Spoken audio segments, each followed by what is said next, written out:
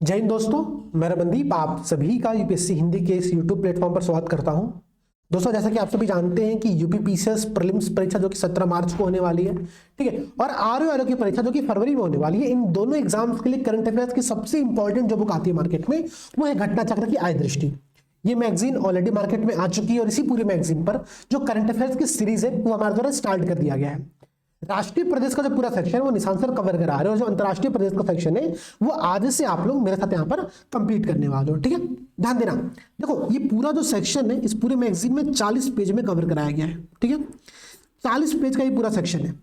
मेरा टारगेट ये रहेगा कि आपको मैं प्रत्येक क्लास में 10 पेज कवर कराऊंगा। ठीक है, प्रत्येक क्लास में आपको 10 पेज कवर कराऊंगा और ये 10 पेज कुल 4 क्लासेस के अंतर्गत आप लोगों का 40 पेजेस के माध्यम से कवर करा दिया जाएगा। ठीक है, ये मेरा टारगेट यहां पर आप लोगों के सामने है, आप ध्यान दीजिएगा।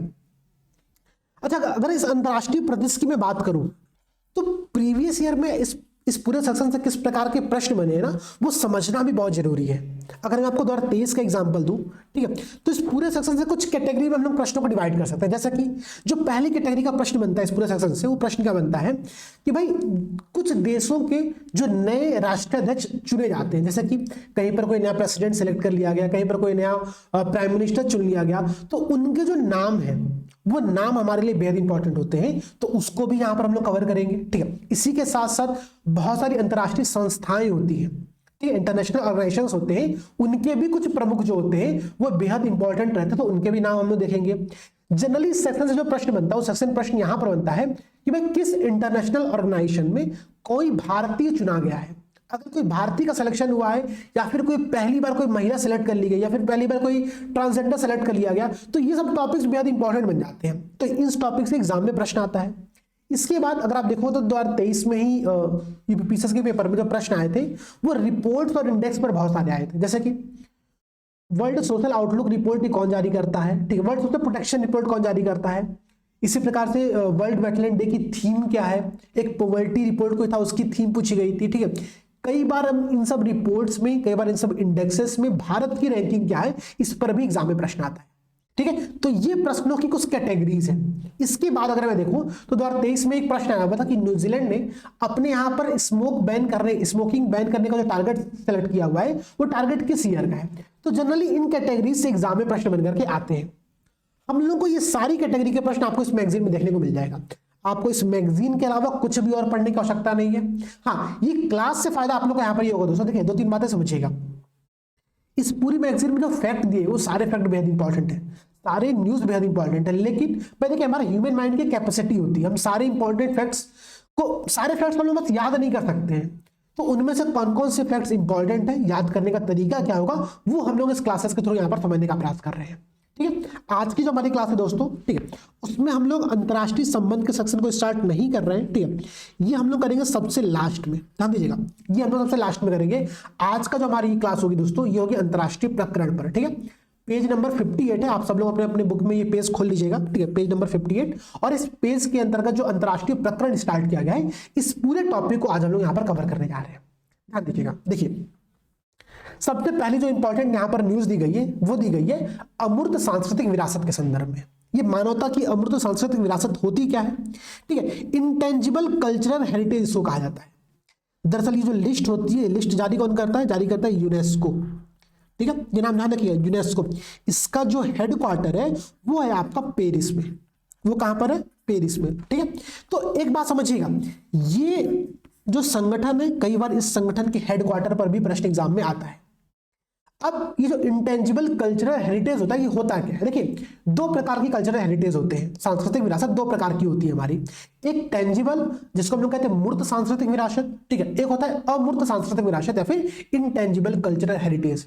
अब इंटेंजिबल का मतलब ये होता है, ठीक है, जिसको आप ना तो छू सकते हो, ठीक है, ना तो देख सकते हो, बस वो महसूस कर सकते हो। वो एक परंपरा, एक संस्कृति है जो कि हमारे समाज में विद्यमान है। जैसे कि गरबा, भारत की तरफ से जो गरबा है, जो एक सांस्कृतिक और अनुष्ठानिक नृत्य होता है जिसका आयोजन जनरली नवरात्रि के अवसर पर किया जाता है, ये जो गरबा है इसको 15वीं, ठीक है, इंटेंजिबल कल्चरल हेरिटेज की लिस्ट में भारत की तरफ से शामिल किया गया है। तो ये टॉपिक यहाँ पर बेहद इंपॉर्टेंट है, क्योंकि भारत की तरफ से यहाँ पर एक संस्कृति को हमने शामिल किया हुआ यूनेस्को के इस लिस्ट के अंतर्गत, तो बेहद इंपॉर्टेंट पॉइंट बन जाता है। ठीक है, टेंजिबल कल्चरल हेरिटेज क्या होता है, जैसे कि ताजमहल, कोई वस्तु जिसको आप छू सकते हो, समझ सकते हो, ठीक है, तो वो आपका टेंजिबल कल्चरल हेरिटेज होता है। लेकिन यहाँ पर हम जिसकी बात करें वो बात करें इंटेंजिबल कल्चरल हेरिटेज की। भारत की तरफ अगर आप यहाँ पर ध्यान दोगे दोस्तों, तो 15 ऐसे चीजें हैं, ठीक है, 15 ऐसे सांस्कृतिक विरासत है जिसको हमने यहाँ पर शामिल किया हुआ है। ये 15 के नाम आप लोगों को पता होने चाहिए।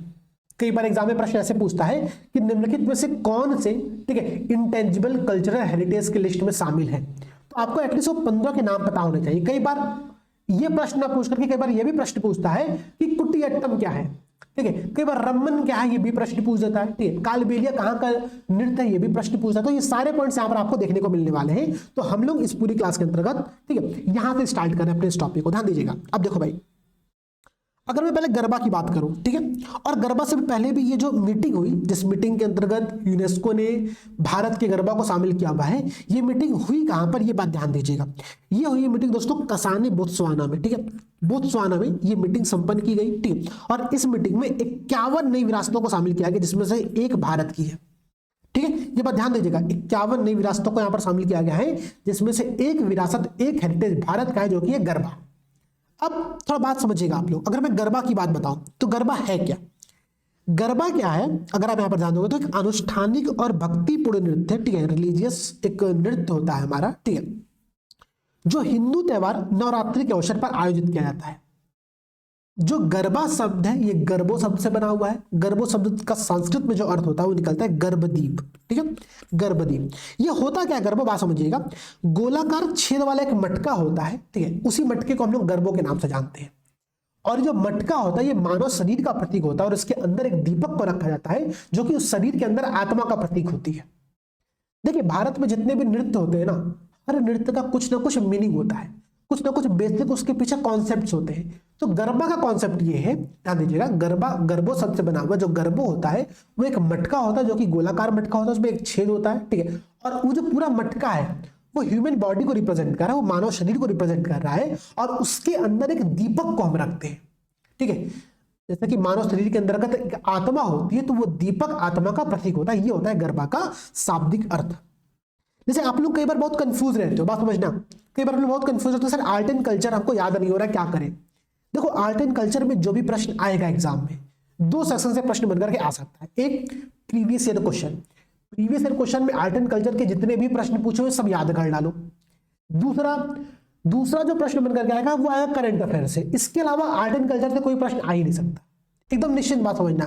अगर कोई प्रश्न आ रहा है या तो वो प्रीवियस ईयर का प्रश्न होगा या फिर वो करंट अफेयर्स का प्रश्न होगा। तो प्रीवियस ईयर आप लोग देख ही रहे हो भाई, हर साल अगर मैं मान के चलो कि 5 प्रश्न आर्ट एंड कल्चर के आ रहे हैं, पिछले 10 साल में 50 प्रश्न आए होंगे, 50 प्रश्न आपको याद करना है, आर्ट एंड कल्चर पूरा तैयार हो गया। प्लस करंट अफेयर्स का सारा टॉपिक देख जाओ, आपका पूरा ये भी आर्ट एंड कल्चर यहाँ पे कवर हो गया, ठीक है। देखो, प्रश्न यही पूछ सकता कि गरबा क्या है, गरबा कहाँ का नृत्य है, तो ये है गुजरात का। ये पॉइंट भी ध्यान रखना, बेहद इंपॉर्टेंट पॉइंट है। गरबा जो है वो गुजरात का नृत्य होता है, ठीक है, और इसी को हमने इंटेंजिबल कल्चरल हेरिटेज की लिस्ट में शामिल किया हुआ है। दरअसल अगर मैं बताऊं तो गरबा फेमस क्यों हुआ, मतलब फेमस तो ऑलरेडी ऑब्वियसली बहुत लंबे समय से है। अभी ना नरेंद्र मोदी जी एक भाषण दे रहे थे, उन्होंने उसमें कहा, आपने वो यूट्यूब पर या फिर इंस्टाग्राम पर रील्स देखा होगा, जहां पर नरेंद्र मोदी जी को गरबा करते दिखाया गया। हालांकि वो वीडियो डीप फेक के द्वारा बनाया गया एक वीडियो था। डीप फेक एक आर्टिफिशियल इंटेलिजेंस की एक तकनीक होती है, जिसके माध्यम से आप किसी भी वीडियो को मैनिपुलेट कर सकते हो, ठीक है, किसी भी व्यक्ति का आप कोई भी वीडियो बना सकते हो।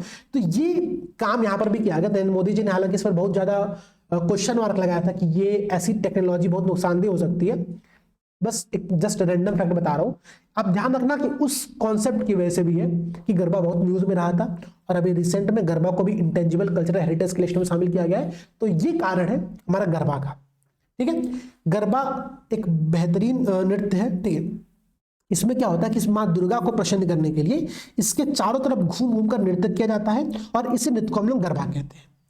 अब यहां पर एक पॉइंट ध्यान रखना, इंटेंजिबल कल्चरल हेरिटेज के लिए जो अंतर सरकारी पैनल बना हुआ है उसमें भारत अभी एक सदस्य है। ये पॉइंट बेहद इंपॉर्टेंट है। 4 साल के लिए भारत को 2022 में चुना गया था इस पैनल के अंतर्गत, तो ये पॉइंट यहां पर ध्यान रखना।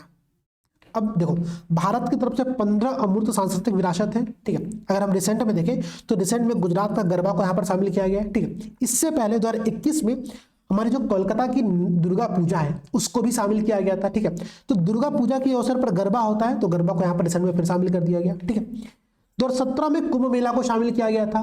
ठीक है, 2017 में क्या किया था, कुंभ मेला को शामिल किया गया। नवरोज, ठीक है, 9 वर्ष के उत्सव का आयोजन होता।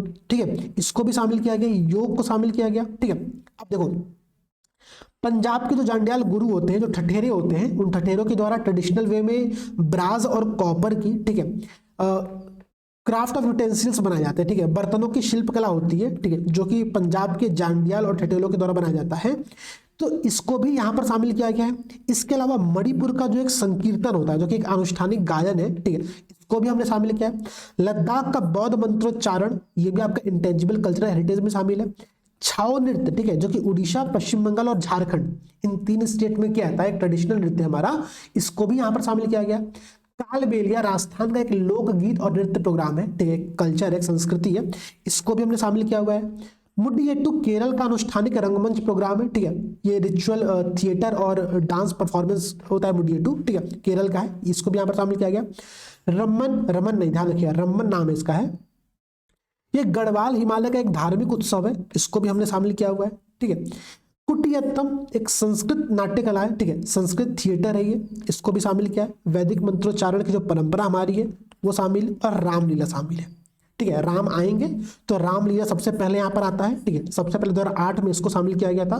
ठीक है, रामायण की जो परंपरागत प्रस्तुति होती है, और तब से लेकर के आज तक 15 इंटेंजिबल कल्चरल हेरिटेज जो है वो हमारे यहाँ पर शामिल हो चुके हैं। देखिए मैं फिर से बता रहा हूँ, ये बेहद इंपॉर्टेंट है। 15 याद कर लेना कि कौन किस राज्य से संबंधित है, जैसे कि रमन तो गढ़वाल हिमालय का है, मुडियट्टू केरल का, कालबेलिया राजस्थान का, छऊ जो नृत्य है वो झारखंड, पश्चिम बंगाल और उड़ीसा का है। ठीक है, लद्दाख का बौद्ध मंत्रोच्चारण है, संकीर्तन मणिपुर का है, जो जांडियाल गुरु और जो ठठेरे जिनके द्वारा यूटेंसिल्स का निर्माण काम किया जाता है, ठीक है, ब्रास और कॉपर के, वो पंजाब से संबंधित है। ठीक है, कुंभ मेला, कोलकाता की दुर्गा पूजा, गुजरात का गरबा, नवरोज, योग, इन सब को यहां पर शामिल किया गया है। तो ये 15 के 15 नाम आप लोग को याद होने चाहिए।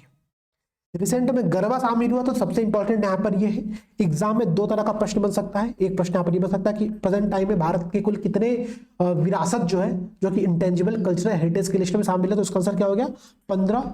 फिर प्रश्न ये भी हो सकता है कि रिसेंट में किसको शामिल किया गया, तो गुजरात के गरबा को शामिल किया गया है। ठीक है, और एक प्रश्न ये भी बन सकता है कि निम्नलिखित में से जो चीजें हैं वो किस राज्य से संबंधित है। कुटियट्टम केरल, कुटियट्टम हो गया आप लोगों का, मुडियट्टू केरल हो गया, ठीक है, कालबेलिया राजस्थान हो गया, ये सारे पॉइंट्स आप लोग को यहाँ पर ध्यान में रखते हैं। ठीक है, पॉइंट क्लियर हुआ। तो ये एक पहला जो इंपॉर्टेंट न्यूज था, इसको आप लोग इस प्रकार से याद करिएगा।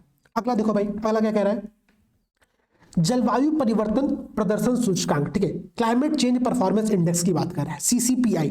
ठीक है, क्या बात कर रहा है, क्लाइमेट चेंज परफॉर्मेंस इंडेक्स। इसका जो प्रकाशन दोस्तों ये वार्षिक रूप से किया था, ये बात यहां पर ध्यान रखिएगा।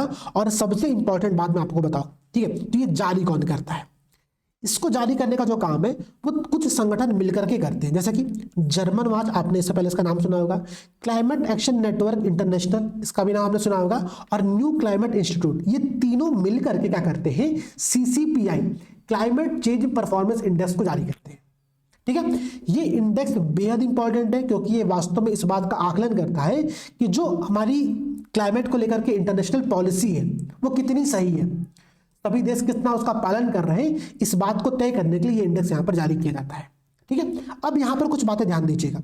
अगर मैं इस इंडेक्स की कुछ प्रमुख बातें बताऊं, सबसे प्रमुख बातें बताऊं, तो इस पूरे इंडेक्स में शीर्ष 3 स्थान पर कोई भी देश शामिल नहीं है। मतलब क्या, मतलब यह है कि पूरे विश्व में कोई भी ऐसे देश नहीं है जिन्होंने पेरिस समझौते को लागू करने के लिए जितने ज्यादा प्रयास होंगे वो सारे प्रयास किए, कोई भी ऐसा देश नहीं जिसने बहुत अच्छा परफॉर्मेंस किया हुआ है। तो सिर्फ 3 पोजीशन को इसलिए रिक्त रखा गया है ताकि पूरी दुनिया को इस बात का आभास चले कि कोई भी नंबर 1 पर नहीं है। अब अंधों में काना राजा तो हमको सेलेक्ट करना नहीं है भाई, हमको तो एक अच्छा व्यक्ति वहां पर चाहिए, एक अच्छा देश वहां पर चाहिए जो कि एक वास्तव में अच्छा काम कर रहा हो। चूंकि कोई ऐसा देश नहीं है, तो इस पूरे इंडेक्स में 3 रैंकिंग को क्या किया गया है, खाली छोड़ दिया गया, और चौथी रैंकिंग हमने इसको यहां पर स्टार्ट किया हुआ है। ठीक है, अब ध्यान देना, अगर मैं इस इंडेक्स की बात बताऊं तो इस इंडेक्स में जो भारत की रैंकिंग है, आप यहां पर देखिएगा, जो भारत की रैंकिंग है वो है 7वें नंबर पर। ठीक है, भारत की रैंकिंग कहां पर है, 7वें नंबर पर है क्लाइमेट चेंज परफॉर्मेंस इंडेक्स के संदर्भ में।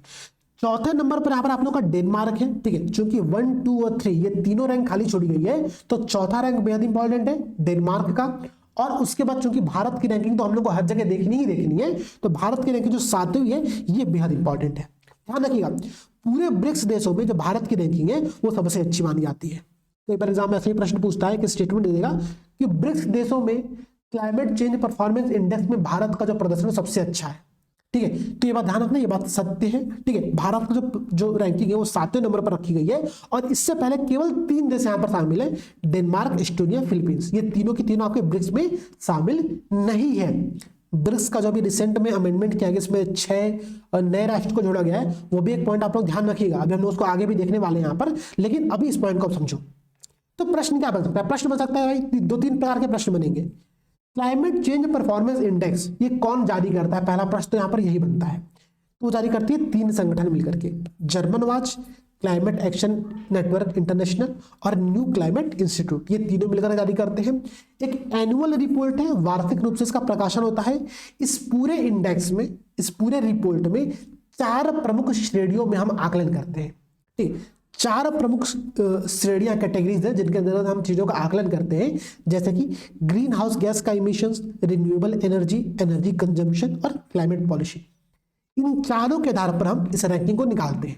पहली बात यहाँ पर ये ध्यान दीजिएगा, ये जो रैंकिंग है, ठीक है, ये रैंकिंग हमारे 19वां संस्करण है। ठीक है, हालांकि मैं फिर कहूंगा ये पॉइंट याद करना बेहद इंपॉर्टेंट नहीं है, क्योंकि आप भूल जाओगे, इतने सारे इंडेक्स और रिपोर्ट पढ़ोगे तो कौन सा संस्करण है ये मत याद करो। बस ये याद करो कि भारत की रैंकिंग यहाँ पर 7वीं है और अब ब्रिक्स देशों में सबसे अच्छा है, सिर्फ 3 पोजीशन यहाँ पर खाली छोड़े गए। ठीक है, इतने पॉइंट बस यहाँ पर आप लोग को ध्यान में रखना है। अब देखो, अगर हम यहाँ पर कुछ बातें और आपसे बताऊं, तो अब जैसे बहुत सारे लोग कहेंगे सर आपने ये सब पॉइंट डिस्कस नहीं किया। इतने सारे इंडेक्स में रिपोर्ट अगर देखोगे ना, तो वो कहता है ना कि मैं डिस्पर्सन में चला गया हूं। ठीक है, आप भी डिस्पर्सन में चले जाओगे, डिप्रेशन में मत जाना है। तो ये सारे पॉइंट्स मत देखो, जितने इंपॉर्टेंट पॉइंट्स मैं बता रहा हूं बस यहाँ पर देखते चलो। ठीक है, 1-2 पॉइंट्स यहाँ पर और दिए जो कि बेहद इंपॉर्टेंट है। ठीक है, डेनमार्क चूंकि 4थे स्थान पर, तो याद करना ही करना है। इसके बाद विश्व का सबसे बड़ा जो कार्बन डाइऑक्साइड का एमिशन वाला देश है, ठीक है, वो है चाइना, वो 91वें स्थान पर है। और विश्व का 2nd नंबर का कार्बन डाइऑक्साइड का जो एमिटर है वो है अमेरिका, वो 57वें स्थान पर यहाँ पर है।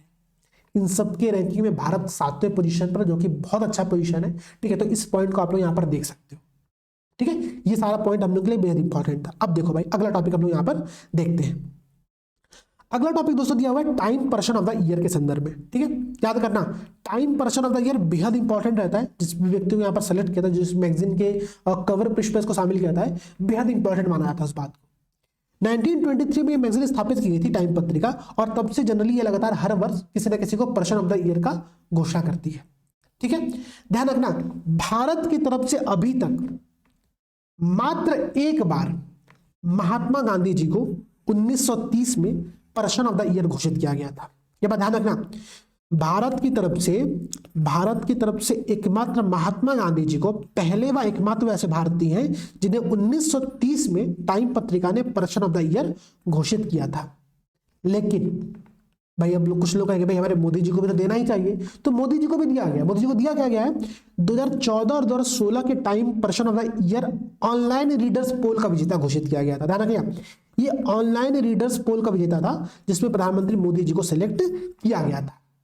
ठीक है, ये बात यहां पर ध्यान रखना। लेकिन time person of the year में अभी तक केवल महात्मा गांधी जी शामिल हुए, जो कि 1930 में थे भारत की तरफ से। अब ध्यान रखो भाई, 2023 का time person of the year किसे घोषित किया गया, ये बेहद इंपॉर्टेंट पॉइंट है। तो अगर हम यहाँ पर ध्यान दें तो अमेरिकी सिंगर एक है, ठीक है, अमेरिकी गायिका है जिनका नाम है टेलर स्विफ्ट।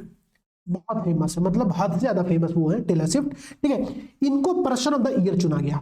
अभी इनका मैं रिसेंट में एक न्यूज देख रहा था, रिसेंट में मतलब 4-5 महीने पहले घटना है। इनका कहीं पर कंसर्ट था, उस कंसर्ट में इतनी बड़ी मात्रा में पब्लिक आई थी और इतना पब्लिक इतना झूमी थी कि एक सेस्मिक एक्टिविटी पैदा हो गई थी, जो कि मैनमेड थी। एक प्रकार का अर्थक्वेक था जिसकी 2 पॉइंट पर स्केलिंग थी। ठीक है, एक प्रकार का अर्थक्वेक आ गया था। ठीक है, टेलर स्विफ्ट के उस कंसर्ट के अंतर्गत मैनमेड सेस्मिक एक्टिविटी वहां पर देखने को मिली थी, भूकंपीय परिघटना देखने को मिली थी, क्योंकि इतनी ज्यादा पब्लिक वहां पर इकट्ठा हुई थी। तो टेलर स्विफ्ट जो है, ठीक है, उनको पर्सन ऑफ द ईयर इस बार घोषित किया गया है, ये बात ध्यान रखिएगा। लेकिन इससे भी महत्वपूर्ण एक बात है, बात यह है कि टेलर स्विफ्ट को इससे पहले भी वर्ष 2017 में, ठीक है, वर्ष 2017 में क्या हुआ था ना कि टाइम पत्रिका ने एक समूह को, उस समूह का नाम था द साइलेंस ब्रेकर्स। ठीक है, इस पूरे समूह को पर्सन ऑफ द ईयर घोषित किया था। याद करना, ये वही पर्सन ऑफ द ईयर है, द साइलेंस ब्रेकर, जिन महिलाओं ने, ठीक है, पूरे विश्व में हैशटैग मीटू मूवमेंट को प्रारंभ किया था। ठीक है, कि जिनके खिलाफ यौन हिंसा की गई थी, यौन दुर्व्यवहार किया गया था, और उन्होंने पब्लिकली आकर के इन बात को एक्सेप्ट किया था, अपनी बातों को बताया था कि हाँ भाई उनके साथ में ऐसी घटनाएं घटी है। तो द साइलेंस ब्रेकर्स, देखिए जो साइलेंस था इस चीज को लेकर के, यौन हिंसा को लेकर के लोग बातचीत नहीं करते थे, उसको ब्रेक करने वाले पूरे समूह को टाइम्स पत्रिका ने 2017 में पर्सन ऑफ द ईयर घोषित किया था। और उसी समय टेलर स्विफ्ट भी वहां पर शामिल थी, उस पत्रिका के कवर पेज पर शामिल थी, जिनको स्थान दिया गया था। ठीक है, तो ध्यान रखना, टेलर स्विफ्ट इस प्रकार से पहली ऐसी महिला बन जाती है, ठीक है, जो कि 2 बार टाइम के पर्सन ऑफ द ईयर में कवर पेज पर आई है। ठीक है, तो ये भी प्रश्न बन सकता है, इस प्रश्न को भी ध्यान रखना कि टेलर स्विफ्ट टाइम के पर्सन ऑफ द ईयर की कवर पेज पर 2 बार स्थान पाने वाली पहली महिला बन गई है 2017 में, जब द साइलेंस ब्रेकर्स, ठीक है, जिन्होंने अपने खिलाफ हुए यौन दुर्व्यवहार के प्रति आवाज उठाई थी, और इसी के बाद हैशटैग मीटू मूवमेंट बहुत फेमस हुआ था, बहुत बड़ी मात्रा में चला था। ठीक है, महिलाओं ने अपनी बातें बताई थी। ठीक है, तो उस समय भी इनको यहां पर शामिल किया गया था, और 2023 में भी इनको शामिल किया गया है, क्योंकि बेहद फेमस सिंगर है। अब यहाँ पर 1-2 पॉइंट और इंपॉर्टेंट बनता है। पॉइंट इंपॉर्टेंट यहाँ पर यह बनता है कि कला के क्षेत्र में अपनी उपलब्धि हेतु time person of the year घोषित होने वाली ये पहली व्यक्ति है पूरे विश्व की। अभी तक जब से 1923 से और टाइम पत्रिका ये पुरस्कार दे रही है, ये time person of the year घोषित करती है, पहली बार किसी को कला के क्षेत्र में ये उपलब्धि हासिल हुई है। ठीक है, तो ये कुछ पॉइंट बेहद इंपॉर्टेंट है, ध्यान रखना, एग्जाम में प्रश्न यहां पर बनकर के आता है। ठीक है, अब देखो 2-3 पॉइंट यहां पर हम लोग और समझ सकते हैं, जैसे कि अगर मैं आपको बताऊं तो एथलीट ऑफ द ईयर इसी टाइम मैगजीन के द्वारा लियोनेल मेसी को घोषित किया गया, जो कि एक बेहद फेमस फुटबॉलर हैं, आप लोग जानते भी उनके बारे में। ठीक है, और CEO of the year Sam Altman, जो कि ओपन एआई के सीईओ हैं, इनको यहां पर घोषित किया गया। ठीक है, तो ये 2 नाम आप लोग एटलीस्ट एक बार देख लो। ठीक है, मैं याद करने को नहीं कहूंगा, जब आप चीजों को रिवाइज करोगे आपके सामने से 1-2 बार गुजर जाएगा, तो एटलीस्ट आपके दिमाग में कहीं ना कहीं पर रहेगा। ठीक है, तो अगर एग्जाम में प्रश्न बनकर के आता है तो आप इसको टिक कर ले जाओगे। ठीक है, तो CEO of the year Sam Altman, जो कि ओपन एआई के संस्थापक है, और एथलीट ऑफ द ईयर जो कि लियोनेल मेसी है, इन दोनों को यहां पर भी सिलेक्ट किया गया है। ठीक है, तो ये है आपका time person of the year की कहानी। अब देखो भाई, अगला जो यहां पर इंपॉर्टेंट न्यूज दिया गया है वो है नदी डॉल्फिन के संदर्भ में। ठीक है, नदी डॉल्फिन के संरक्षण के लिए एक वैश्विक घोषणा किया गया है। ठीक है, एक ग्लोबल डिक्लेरेशन साइन किया गया है, जिसमें 11 राष्ट्र शामिल है। ध्यान रखिएगा, जिसमें क्या है, जिसमें 11 देश शामिल है। ये करेगा क्या, तो विश्व की जितनी भी नदी डॉल्फिन से, ठीक है, उनको बचाने के लिए, ध्यान रखना, उनको बचाने के लिए कहां पर, कोलंबिया की राजधानी बागोटा में। ये भी लोकेशन बहुत इंपॉर्टेंट है, कई बार पूछा कि बागोटा एग्रीमेंट क्यों फेमस है, तो कोलंबिया की राजधानी बागोटा में 11 देशों ने, ठीक है, नदी डॉल्फिन के संरक्षण के लिए एक एग्रीमेंट साइन किया। वो एग्रीमेंट का नाम क्या है, उस एग्रीमेंट का नाम है दोस्तों global declaration for the river dolphins by 2030। कब तक हमको संरक्षण करना है, तो 2030 तक हमको इसका संरक्षण करना है। 11 राष्ट्र ने यहां पर साइन किया हुआ है, जिसमें कि भारत भी शामिल है, इसलिए ये एग्रीमेंट, ये डिक्लेरेशन बेहद इंपॉर्टेंट बन जाता है, क्योंकि भारत भी यहां पर क्या है, इसका एक पक्षकार है, इसका सिग्नेटरी है। ठीक है, इन 11 राष्ट्रों में और कौन कौन से इंपॉर्टेंट राष्ट्र शामिल का नाम हमको ध्यान में रखना, तो ध्यान रखिएगा, क्योंकि भारत यहां पर शामिल है और आपको पता है। अच्छा, मैं नदी डॉल्फिन की थोड़ी सी अगर बेसिक बात आपको समझाऊं तो देखिए, भारत में भी ना, ऐसा नहीं कि भारत में डॉल्फिन के संरक्षण के लिए प्रयास नहीं किया जा रहा, भारत में भी प्रोजेक्ट डॉल्फिन आपने सुना होगा, प्रोजेक्ट डॉल्फिन आपने इससे पहले सुना होगा। ठीक है, जो प्रोजेक्ट डॉल्फिन है, इसका हमारा उद्देश्य क्या है कि हम नदी और समुद्री डॉल्फिन दोनों के संरक्षण का प्रयास करें। ध्यान रखना, प्रोजेक्ट डॉल्फिन का टारगेट यह है कि हम नदी और समुद्री डॉल्फिन दोनों का संरक्षण का प्रयास करेंगे, और इसी के अंतर्गत हम अपने यहां पर बनाते हैं नेशनल डॉल्फिन डे। ठीक है, नेशनल डॉल्फिन डे, ठीक है, राष्ट्रीय डॉल्फिन दिवस। ये कब मनाते हैं, डेट नोट कर लेना, बेहद इंपॉर्टेंट है, एग्जाम में प्रश्न बनकर के आ सकता है। ठीक है, 5 अक्टूबर को, तो 5 अक्टूबर को हम लोग नेशनल डॉल्फिन डे सेलिब्रेट करते हैं प्रोजेक्ट डॉल्फिन के अंतर्गत। तो भारत में भी इसके लिए प्रयास किया गया है। अगर मैं आपको 4 डॉल्फिन की बताऊं, भारत में कुल पूरे विश्व में करीब 4 प्रकार की मीठे पानी की डॉल्फिन पाई जाती हैं। ठीक है, मीठे पानी की जो डॉल्फिन है 4 प्रकार की, उनमें कौन कौन डॉल्फिन शामिल है, ध्यान रखना। एक आपकी हमारी गंगा डॉल्फिन हो गई, ठीक है, गंगा डॉल्फिन इसको हम लोग कहते हैं, इसी को हम लोग कहते हैं टाइगर ऑफ द गंगा भी कहते हैं, ठीक है, तो गंगा की एक डॉल्फिन हो गई।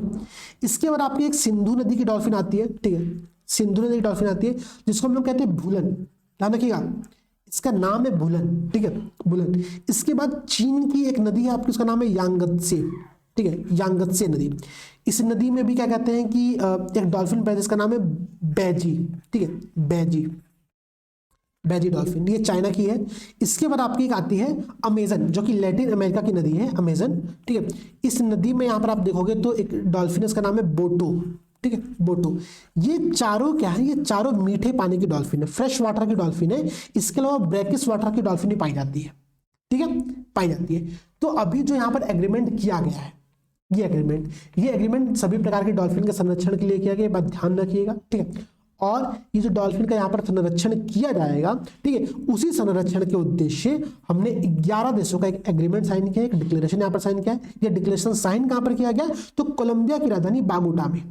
अब चूंकि कोलंबिया की राजधानी बागोटा में किया गया, तो एक तो सिंपल सी बात है कि कोलंबिया इसका सदस्य होगा ही होगा।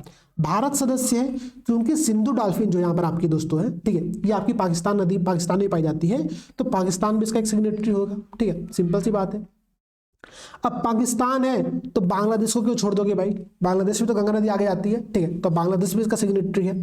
इसके बाद आप यहाँ पर देखो तो नेपाल भी सिग्नेटरी है, ठीक है। तो जो प्रमुख राष्ट्र यहाँ पर आपको याद करने हैं उसमें एक तो भारत है ही है, इसके बाद बांग्लादेश, नेपाल, पाकिस्तान और कोलंबिया। कोलंबिया में ये एग्रीमेंट साइन किया गया, डिक्लेरेशन यहाँ पर साइन किया गया है, तो इसकी भूमिका भी बेहद महत्वपूर्ण है, ठीक है। तो ये पूरा पॉइंट आप लोग समझ में आ रहा है।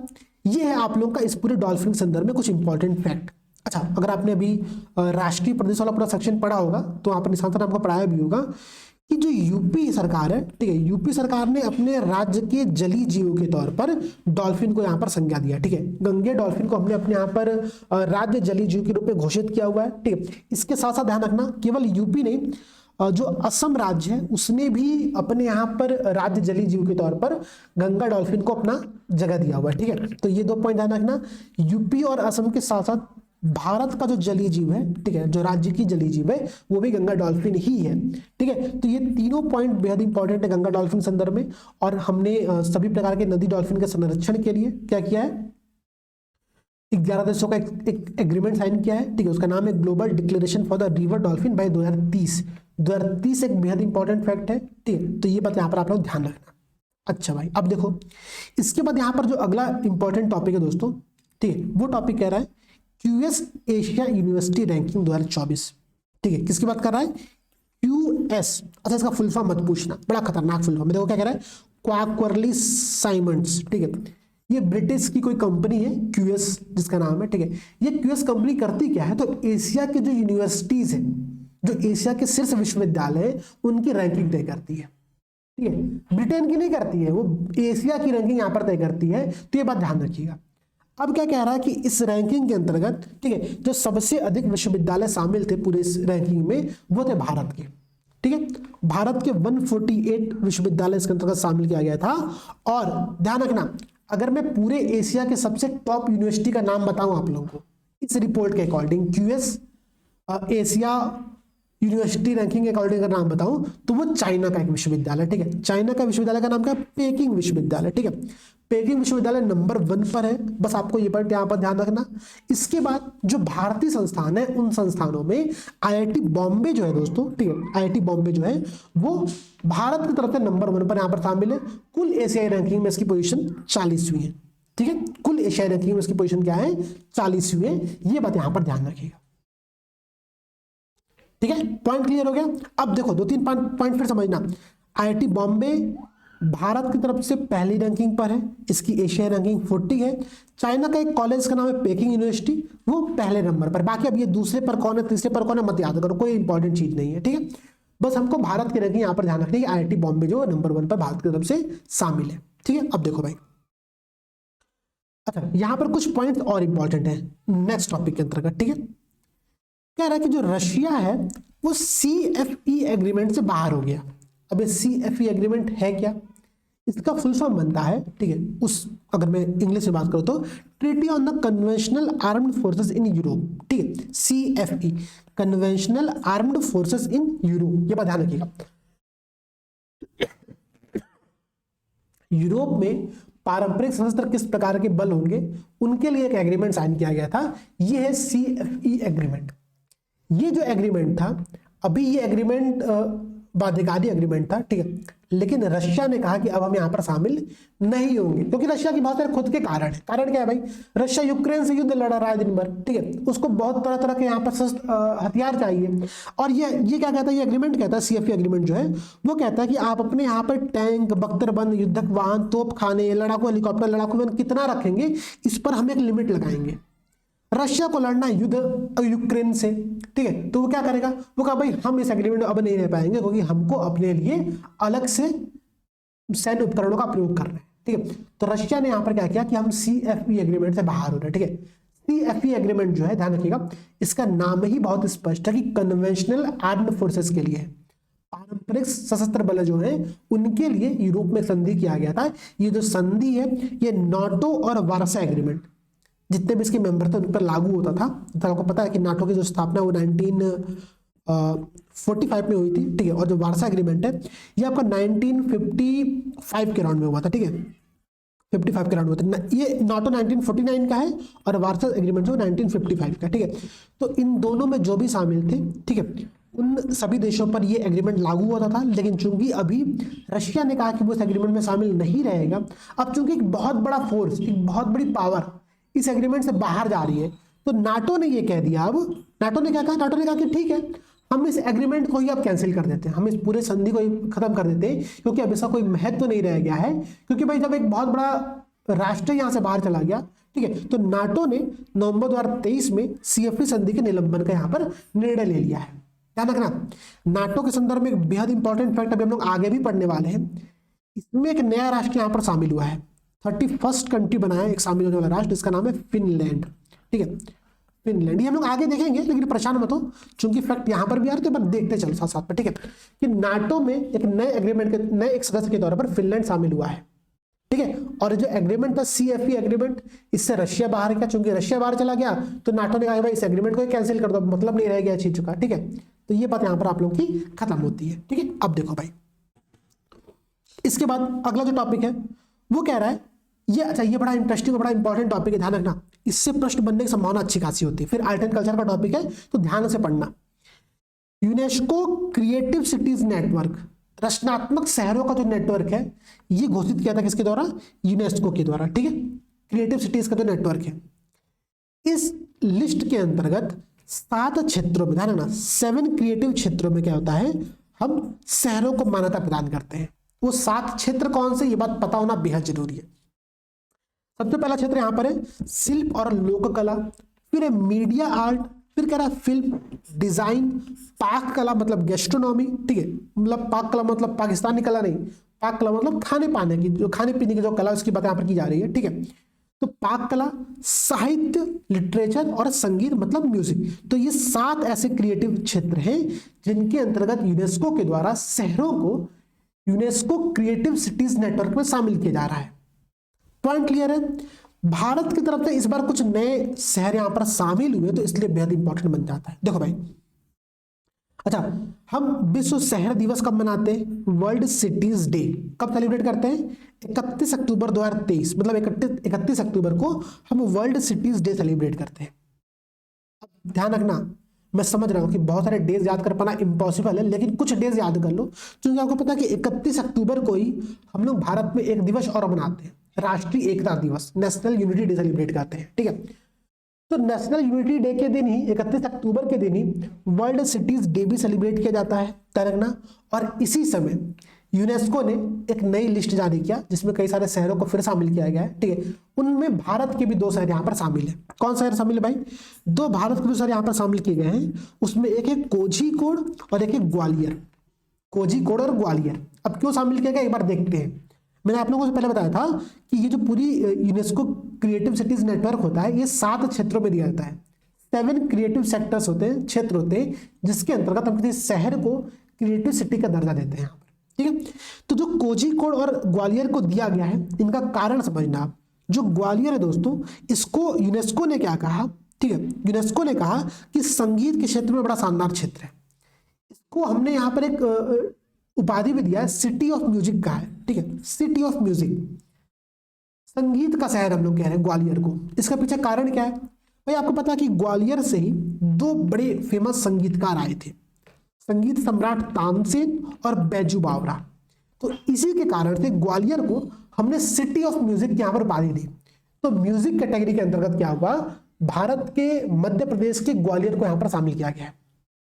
इसके अलावा अगर आप यहां पर ध्यान दोगे तो जो कोझिकोड है, ठीक है, जो कोझिकोड है इसको साहित्य के, लिटरेचर के क्षेत्र में क्या किया गया, हमने एक क्रिएटिव सिटीज का यहां पर दर्जा दिया है कोझिकोड को भी, ठीक है।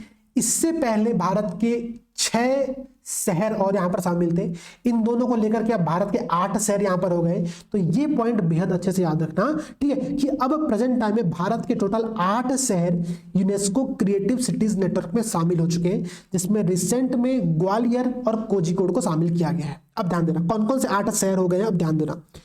जयपुर जो है उसको शिल्प और लोक कला की श्रेणी में हमने शामिल किया था, ठीक है, एक बार याद करने का प्रयास करना।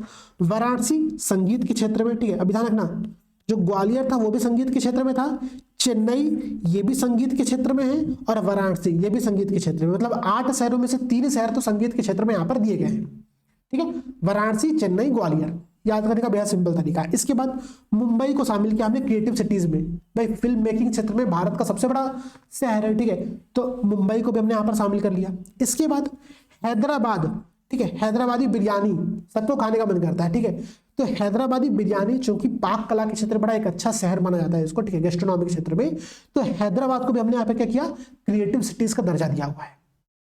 क्या किया हुआ है, क्रिएटिव सिटीज का यहाँ पे दर्जा दिया हुआ है। इसके बाद श्रीनगर को हमने शिल्प और लोक कला की श्रेणी में रखना। इससे पहले जयपुर जो था वो भी शिल्प और लोक कला की श्रेणी में था, और यहाँ पर श्रीनगर है वो भी शिल्प और लोक कला की श्रेणी में शामिल हो चुका है। तो ये कुल 8 ऐसे शहर हैं, ठीक है, जिनको हमने क्या किया हुआ है, यूनेस्को के क्रिएटिव सिटीज नेटवर्क में शामिल किया है। रिसेंट में शामिल होने वाले ग्वालियर और कोझिकोड, इनके नाम बेहद इंपॉर्टेंट है, तो एटलीस्ट इनके नाम तो याद रखना ही रखना। जो कोझिकोड है दोस्तों, ठीक है, कोझिकोड को यूनेस्को ने सिटी ऑफ लिटरेचर का उपाधि यहां पर दिया, ठीक है, साहित्य का शहर का है। आपको पता भी होगा कि साहित्य के क्षेत्र में शामिल होने वाला भारत का ये पहला ऐसा शहर बना है, ठीक है, तो बेहद इंपॉर्टेंट है। केरल का ये कोझिकोड है, ठीक है, केरल का कोझिकोड जो शहर है ये साहित्य के क्षेत्र में इसने ये उपाधि यहां पर प्राप्त की है। अच्छा देखो एक बात समझना, मुझे यहाँ पर ना एक यूपीएससी का क्वेश्चन ध्यान में आ रहा है। यूपीएससी ने वर्ष 2019 में एक क्वेश्चन पूछा था, ठीक है, क्वेश्चन बड़ा इंटरेस्टिंग था, बड़ा प्यारा क्वेश्चन था। क्वेश्चन था कि मियां तानसेन के संदर्भ में निम्नलिखित कथन में से कौन सा कथन गलत है, ये प्रश्न पूछा गया था यूपीएससी 2019 में। ध्यान रखना, संभव है कि यूपीएससी के प्रश्न पीसीएस में रिपीट किए जाएं, तो क्वेश्चन को बिल्कुल ध्यान से समझना, आंसर आप लोग कमेंट सेक्शन में देना है इसका, ठीक है। पहला स्टेटमेंट यहाँ पर ही दिया गया था, जो सम्राट अकबर है उनके द्वारा इनको तानसेन की उपाधि दी गई थी। पहला स्टेटमेंट यहाँ पर ये था। सेकंड स्टेटमेंट यहाँ पर क्या था कि तानसेन ने हिंदू देवी देवताओं से संबंधित ध्रुपदों की रचना की है, ठीक है, ध्रुपद की रचना की है, ये सेकंड स्टेटमेंट था। थर्ड स्टेटमेंट था यहाँ पर आप लोगों को दोस्तों कि तानसेन ने अपने संरक्षकों से संबंधित गानों की रचना की, ठीक है, ये था। और चौथा था कि तानसेन ने अपने रागों की मौलिक रचना की है, ठीक है, तानसेन ने अपने रागों की मौलिक रचना की है। ये 4 स्टेटमेंट था। क्या ना, मैं फिर से बता दे रहा हूं, तानसेन के संदर्भ में यूपीएससी 2019 में एक प्रश्न पूछा था। प्रश्न क्या था, पहला स्टेटमेंट था कि अकबर के द्वारा, ठीक है, तानसेन की उपाधि इनको दिया गया था, ठीक है, इन्होंने हिंदू देवी देवताओं से संबंधित ध्रुपदों की रचना की। सेकंड स्टेटमेंट था तानसेन जो थे, Tansen compose songs on his patrols, मतलब उन्होंने अपने संरक्षकों से संबंधित, जो उनके संरक्षक थे उनसे संबंधित गानों की बहुत सारी रचना की, और तानसेन के जो राग थे वो उनकी मौलिक रचना थी। ये 4 स्टेटमेंट यहाँ पर दिया गया है। इनमें से कौन सा स्टेटमेंट गलत था, ये प्रश्न पूछा गया था, क्योंकि अभी तानसेन के कारण से ही ग्वालियर को सिटी ऑफ म्यूजिक के यहाँ पर उपाधि मिली है इसके अंतर्गत, तो संभव है कि प्रश्न पूछ दे, ठीक है। तो इसका आंसर आप लोग कमेंट सेक्शन में देना है, ये आप लोगों का होमवर्क है, इसका आंसर आप लोग कमेंट सेक्शन में यहाँ पर दीजिएगा, ठीक है। चलिए देखिए, अब देखो भाई, अच्छा अगला टॉपिक बेहद इंपॉर्टेंट है, फिर से ध्यान रखना, इजराइल फिलिस्तीन विवाद बड़ा लंबा चर्चा का विषय बना हुआ है, और ये मैप की पॉइंट ऑफ व्यू से बेहद इंपॉर्टेंट है, ठीक है, ये मैप की पॉइंट ऑफ व्यू से बेहद इंपॉर्टेंट है, तो उसको हम लोग बहुत ध्यान से पढ़ेंगे। देखो दरअसल ये जो पूरा क्षेत्र है ना, ये 3 धर्मों के कारण से विवाद का क्षेत्र बना हुआ है। इस्लाम, ईसाई, यहूदी, ये 3 धर्मों के कारण से क्या है, ये तीनों धर्म कहते हैं कि ये हमारा पवित्र जगह पर है, हमारा पवित्र जगह है, तो हर धर्म उस जगह के लिए लड़ाई करते हैं, ठीक है। और इसी कारण से पूरा टॉपिक न्यूज में रहता है। इजराइल फिलिस्तीन इनके मध्य में भी बहुत भयंकर विवाद हुआ। आपको पता होगा कि युद्ध बहुत लंबे समय से चल रहा है, ठीक है। हमास जो कि एक फिलिस्तीन का एक माना था कि एक आतंकवादी संगठन है, अमेरिका ने उसको आतंकवादी संगठन की दर्जा दिया हुआ है, ठीक है। ये फिलिस्तीन के लिए लड़ाई लड़ रहे हैं इजराइल से, ठीक है। अब ध्यान रखना, हमास ने क्या किया, हमास ने इजराइल के ऊपर एक हमला कर दिया। हमला क्यों किया? क्योंकि इससे पहले इजराइल ने अल अक्सा मस्जिद जो है उस पर हमला किया था, ठीक है। तो उसी के जो इजराइल ने हमला किया था उसी के प्रतिरोध में ऑपरेशन अल अक्सा फ्लड, ये हमासियों जो हमास आतंकवादी है उन्होंने यहाँ पर इसको ऑपरेशन किया, ठीक है। इस ऑपरेशन के बाद जो इजराइल है उसने फिर से एक ऑपरेशन किया, ऑपरेशन आयरन स्वॉर्ड्स के नाम से, ठीक है। ऑपरेशन आयरन स्वॉर्ड्स के नाम से इसका उद्देश्य है कि हम हमास को जो है पूरी तरीके से खत्म कर देंगे। ना इस पूरे लड़ाई के बीच में जो भारत का स्टैंड है, भारत का स्टैंड बहुत क्लियर है। भारत कहता है कि हम 2 स्टेट थ्योरी का समर्थन करते हैं। हम इजराइल और फिलिस्तीन दोनों को राष्ट्र मानते हैं और हम दोनों के राष्ट्र होने का ही पूरा दर्जा देते हैं कि भाई इजराइल एक अलग राष्ट्र है और फिलिस्तीन एक अलग राष्ट्र है, ठीक है। तो भारत का ये 2 स्टेट थ्योरी बहुत लंबे समय से बना। भारत क्या करता है, देखो इजराइल भारत का एक बड़ा अच्छा दोस्त है, ठीक है, बहुत अच्छा दोस्त है इजराइल। और इजराइल से हम बहुत ही टेक्नोलॉजी को हम अपने यहाँ पर लेते हैं। तो भाई भारत का हम ना तुम्हारा समर्थन करेंगे तो ना विरोध करेंगे। तो इजराइल और फिलिस्तीन के मध्य भारत यहाँ पर एक मिडिल ग्राउंड यहाँ पर लेता है, 2 स्टेट थ्योरी के कॉन्सेप्ट को अपनाता है, ठीक है। ये ध्यान रखिएगा। अब यहाँ पर जो पॉइंट हम लोग को याद करने लायक है, पहले तो वो पॉइंट याद करो। भारत ने ऑपरेशन अजय किया। एग्जाम में कई बार प्रश्न पूछा कि ऑपरेशन अजय क्या है, 4 विकल्प दे देगा। ऑपरेशन अजय क्या है? तो इजराइल से भारत के नागरिकों को सुरक्षित निकालने के लिए भारत सरकार ने ऑपरेशन अजय को यहाँ पर शुरू किया था कि भाई जितने भी भारतीय वहां पर रह करके काम कर रहे हैं, जॉब कर रहे हैं, पढ़ाई कर रहे हैं, जो भी कर रहे हैं, उनको हम वहां से लेकर के वापस भारत आ सके, ठीक है। तो ऑपरेशन अजय इस प्रकार से संचालित यहाँ पर किया गया था। पॉइंट क्लियर है? अब यहां पर ना मैं आपको इसका मैप के संदर्भ में कुछ पॉइंट एक बार याद कराता हूं, ध्यान रखना, ठीक है। क्या होता है, कई बार मैप से भी प्रश्न एग्जाम में पूछ देता है, ठीक है। ये मैप मैंने आप लोगों को लेकर क्या, ध्यान दीजिएगा। देखिए 3-4 लोकेशन जो कि बेहद इंपॉर्टेंट है, उन लोकेशंस के बारे में आप ध्यान से देख लेना। पहले जो लोकेशन है वो है गोलन हाइट, ठीक है। दूसरी है वेस्ट बैंक और तीसरी है गाजा सिटी, ठीक है। इन तीनों लोकेशंस की अगर मैं आपको बात समझाऊं, अच्छा यहीं पर जेरूसलेम है, देखो यहीं पर जेरूसलेम है। ये जो रेड वाला एरिया है, मानते हैं कि जनरली वो फिलिस्तीनी कब्जे का एरिया है, ठीक है, हम ऐसा मानते हैं, ध्यान समझिएगा। और ये जेरूसलेम आपका यहां पर पड़ता है इजराइल फिलिस्तीन के मध्य में लगभग, ठीक है। अब देखो, अब मैं आपको थोड़ा सा मैप के थ्रू पहले इजराइल का एग्जैक्ट लोकेशन समझाता हूँ, फिर आपको मैं थोड़ा सा चीज़ों को दिखाता हूँ कि देखो लोकेशंस है कैसे। और देखो मैं इसीलिए बार बार कहता हूँ ना कि मैपिंग के लोकेशंस आप लोगों को इसी प्रकार से याद भी करने हैं, ठीक है। कैसे याद करें, ध्यान समझिएगा। ये हमारा भारत है, ठीक है, ये हमारा भारत है। भारत से जब आप आगे बढ़ रहे हो इस साइड, ठीक है, तो यहाँ पर आपको देखो क्या मिलेगा, गल्फ ऑफ अदन, अदन की खाड़ी देखने को मिलेगा। और यही गल्फ ऑफ अदन जब आप आगे जाओगे तो ये रेड सी मिला करके मिल जाता है, ठीक है। ये रेड सी आप लोगों को यहाँ पर दिख रहा होगा। अब देखो ये जो पूरी लोकेशन है ना, यही है इजराइल और फिलिस्तीन के विवाद का पूरा क्षेत्र है। क्या समझिएगा बात को, ये यहाँ पर आप इजराइल देख रहे हो, ठीक है। और ये जो एरिया है, ये नीचे वाला एरिया, ठीक है, इसको हम लोग सिनाई प्रायद्वीप हम लोग मिस्र का नाम भी देते हैं यहाँ पर, ठीक है। ये मिस्र का है, यहीं पर इजराइल आप लोगों का है, और यहीं पर आप लोगों का जॉर्डन भी है, ठीक है। और यहीं पर आप लोगों का लेबनान है। तो ये सारे कंट्रीज आप लोगों के यहाँ पर पड़ते हैं, ठीक है। ध्यान देखिए, जॉर्डन है वो भूमध्य सागर में नहीं खुला, वो अंदर का एक शहर, एक अंदर का एक देश है, ठीक है। तो ये बेहद इंपॉर्टेंट पॉइंट यहाँ पर बन जाता है। अब देखो, अब मैं मैप के थ्रू आपको चीजें समझाता हूँ। जो गाजा पट्टी है, ठीक है, जिसको हम गाजा सिटी भी कहते हैं, ये दरअसल मिस्र और इजराइल के मध्य का क्षेत्र है, ठीक है। ये मिस्र और इजराइल के मध्य का क्षेत्र, विवादित क्षेत्र है बहुत लंबे समय से, ठीक है। उसके बाद देखो जो आपका ये सीरिया है, ठीक है, सॉरी ये जो गोलन हाइट है, ये सीरिया और इजराइल के मध्य का विवादित क्षेत्र है। और ये आपका पड़ जाता है वेस्ट बैंक, ठीक है, ये आपका जॉर्डन और इजराइल के मध्य के बीच का विवादित क्षेत्र पड़ जाता है, ठीक है। तो ये तीनों जो क्षेत्र है, तीनों की लोकेशन ध्यान से समझना, मैं फिर से बता रहा हूँ, तीनों की लोकेशन पर ध्यान से देख लेना। अगर आप लोग एक बार चीजों को देख लोगे, समझ लोगे, तो एटलीस्ट याद रहेगा आप लोगों से एग्जाम में प्रश्न पूछ सकता है। लेबनान जो है वो आपका मेडिटेरियन सी में ओपन होता है, एक राष्ट्र है वहां पर, ठीक है। इजराइल आपका मेडिटेरियन सी में ओपन होता है, ठीक है। और इजिप्ट आपका मेडिटेरियन सी में ओपन होता है। जॉर्डन आपका मेडिटेरियन सी में ओपन नहीं होता, ये बात ध्यान रखना है यहाँ पर। इसके बाद अब देखो, ये जो आपका वेस्ट बैंक का पूरा क्षेत्र है ये इजराइल और जॉर्डन के मध्य में पड़ता है। जो गोलन हाइट का पूरा क्षेत्र है ये इजराइल और सीरिया के मध्य में पड़ता है, ठीक है। और जो ये गाजा पट्टी है ये आपका इजराइल और मिस्र के मध्य के बीच का क्षेत्र पड़ता है, ठीक है। तो ये तीनों लोकेशन जो विवादित क्षेत्र इनको ध्यान रखना। अभी इस लोकेशन को लेकर के बहुत बड़ी मात्रा में इजराइल और फिलिस्तीन में विवाद चल रहा है, ठीक है। बहुत बड़ा युद्ध हो रहा है वहां पर, ठीक है। हमास जो आतंकवादी संगठन है वो यहाँ पर युद्ध को आगे बढ़ा रहा है, ठीक है। तो ये सारे पॉइंट्स यहाँ पर आप लोग ध्यान रखिएगा। अब देखो भाई, अच्छा इसमें हम लोग को जो याद करने वाला फैक्ट था वो था ऑपरेशन अजय। ऑपरेशन अजय भारत के द्वारा एक वहां के भारतीयों को जो इजराइल में रह रहे थे उनको वहां से वापस निकालने का एक प्रयास था, ठीक है। तो ऑपरेशन अजय ध्यान रखना। भारत यहाँ पर 2 स्टेट थ्योरी को समर्थन करता है कि इजराइल और फिलिस्तीन दोनों में हम समर्थन करते हैं। तो ये बात यहाँ पर आप लोग ध्यान रखिएगा, ठीक है। अब देखो संयुक्त राष्ट्र महासभा में क्या हुआ कि गाजा पट्टी में मानवीय सहायता की निर्बाध पहुंचता इजराइल हमास संघर्ष रोकने के लिए एक प्रस्ताव पारित किया गया। कहां पर? यूनाइटेड नेशन असेंबली में, ठीक है, संयुक्त राष्ट्र महासभा के अंतर्गत।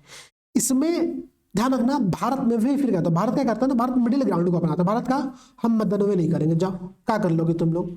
भारत ने यहाँ पर क्या किया, हम मतदान में अनुपस्थित रहे, ठीक है। भारत ने कहा भाई क्यों हम किसी के बीच में जाए जबरदस्ती का पढ़ने। भारत कहता भी है भाई हम जम्मू कश्मीर में किसी की और मध्यस्थता को स्वीकार नहीं कर सकते और ना हम कहीं ऊपर बिना मतलब का हस्तक्षेप करेंगे, ठीक है। तो भारत यहाँ पर मतदान में अनुपस्थित रहा था, ये बात ध्यान रखना, ठीक है। भारत ने इसका समर्थन नहीं किया था। अब देखो, अब अगर मैं कुछ पॉइंट्स यहाँ पर आप लोगों से और डिस्कस करूं जो कि बेहद इंपॉर्टेंट पॉइंट है इसी संदर्भ में, वो है आप लोगों का ये धोरडो के संदर्भ में। ये धोरडो क्या है इस बात को थोड़ा समझिएगा। धोरडो दरअसल एक गांव है, ठीक है। ये गांव फेमस क्यों हुआ, न्यूज में क्यों आया? न्यूज में इस वजह से आया कि UNWTO संयुक्त राष्ट्र विश्व पर्यटन संगठन वर्ल्ड टूरिज्म ऑर्गेनाइजेशन UNWTO के द्वारा बेस्ट टूरिज्म विलेज का यहां पर धोरडो को दर्जा दिया गया है। क्या दिया गया है? धोरडो को दर्जा दिया गया है, ठीक है।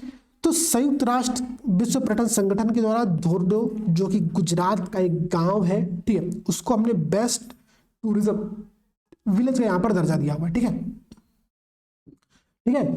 बेस्ट सर्वश्रेष्ठ पर्यटन गांव का यहां पर दर्जा दिया। तो ये पॉइंट आप लोग यहां पर ध्यान रखिएगा। अब देखो भाई, अगर मैं UNWTO के इस लिस्ट की बात करूं तो इस लिस्ट में जो प्रमुख जगह शामिल हुए भारत की तरफ से उनको भी यहां पर ध्यान दीजिएगा, ठीक है। देखो जो धोरडो है, ठीक है, धोरडो गुजरात के कच्छ जिले में स्थित जगह है, ठीक है।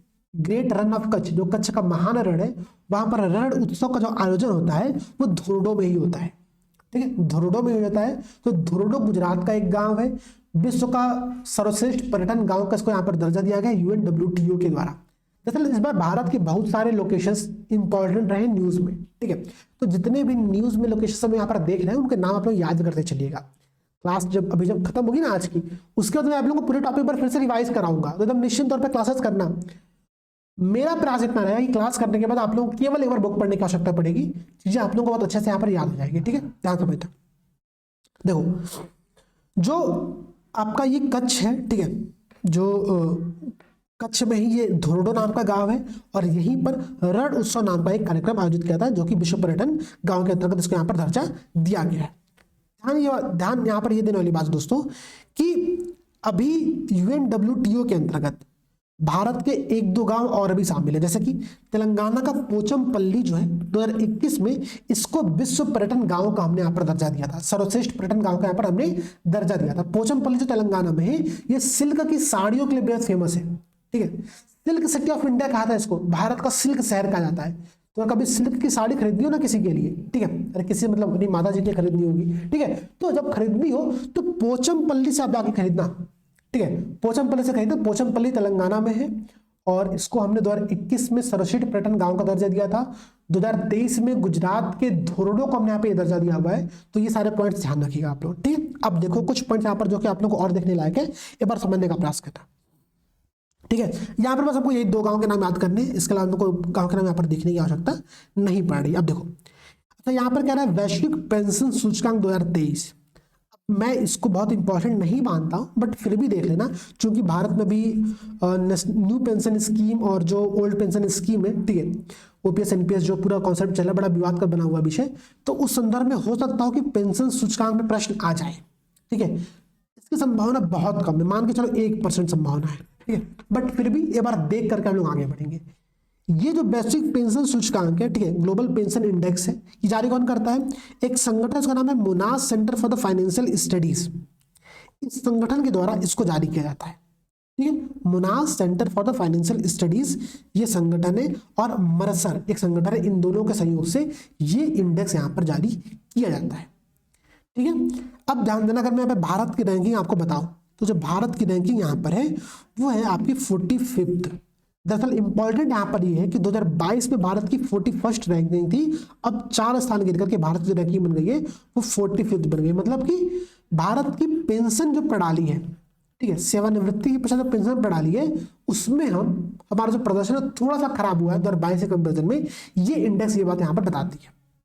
इसके अलावा इस पूरे इंडेक्स में आपको कुछ याद करने की आवश्यकता नहीं है। ठीक है, बिल्कुल परेशान मत हो। ठीक है, तो मैं फिर से बता दे रहा हूं कि वैश्विक पेंशन सूचकांक ग्लोबल पेंशन इंडेक्स जो है ये Monash centre for the financial study जारी करती है और मरसा जारी करती है। ठीक है, भारत की जो रैंकिंग है वो 45th है, 2022 में 41st थी, अभी रैंकिंग यहाँ पर क्या हो गई है, डाउन हो गई है। अब देखो भाई, इसके बाद अब ये इंडेक्स बेहद इंपॉर्टेंट है, तो इस इंडेक्स को हम बहुत अच्छे से यहाँ पर देखेंगे। ठीक है, ग्लोबल हंगर इंडेक्स की बात कर रहा है, वैश्विक भूख सूचकांक की बात कर रहा है।